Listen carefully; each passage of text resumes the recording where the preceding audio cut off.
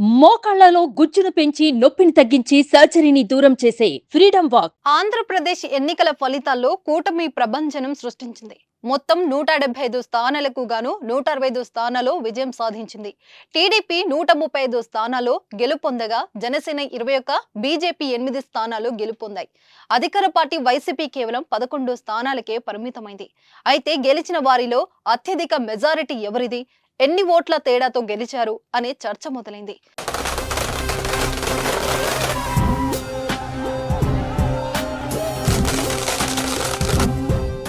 ఈ లిస్టులో సీఎంలు, మాజీ సీఎంలు ఎవరు లేరు. టీడీపీకి చెందిన నేతలు మొదటి 3 స్థానాల్లో ఉన్నారు. వారు 90,000కు పైగా మెజారిటీని సొంతం చేసుకున్నారు. ఏపీలో భారీ మెజారిటీ వచ్చిన టీడీపీ అభ్యర్థి పల్లా శ్రీనివాసరావు 95,000కు పైగా మెజారిటీతో మంత్రి గుడివాడ అమర్నాథ్పై గాజువాకలో విజయం సాధించారు. మరొకరు మాజీ మంత్రి గంటా శ్రీనివాసరావు భీమిలి నుంచి తన శిష్యుడు అవంతి శ్రీనివాస్ పై 92,000 పైచిలుకు మెజారిటీని అందుకున్నారు. ఇక టీడీపీ జాతీయ కార్యదర్శి నారా లోకేష్ మంగళగిరిలో 91,000కు పైగా ఓట్లతో గెలిచి సత్తా చాటారు.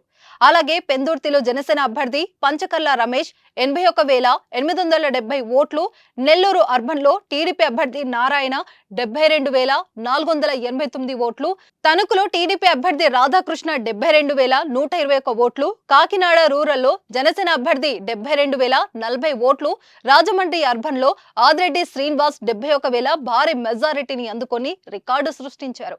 జనసేన అధినేత పవన్ కళ్యాణ్ కు పిఠాపురంలో 70,279 ఓట్ల ఆధిక్యం దక్కింది. ఇక తిరుగులేని విజయం సాధించడంతో ప్రమాణ స్వీకారానికి టీడీపీ ఏర్పాట్లు చేస్తుంది. ఈ నెల 9న చంద్రబాబు ప్రమాణ స్వీకారం చేయనున్నట్లు తెలుస్తుంది. రాజధాని ప్రాంతంలోని దండరాయినిపాలెం సమీపంలో సభ ఏర్పాటు చేసి ప్రమాణ స్వీకారోత్సవం నిర్వహించడానికి ఏర్పాట్లు చేస్తున్నారు.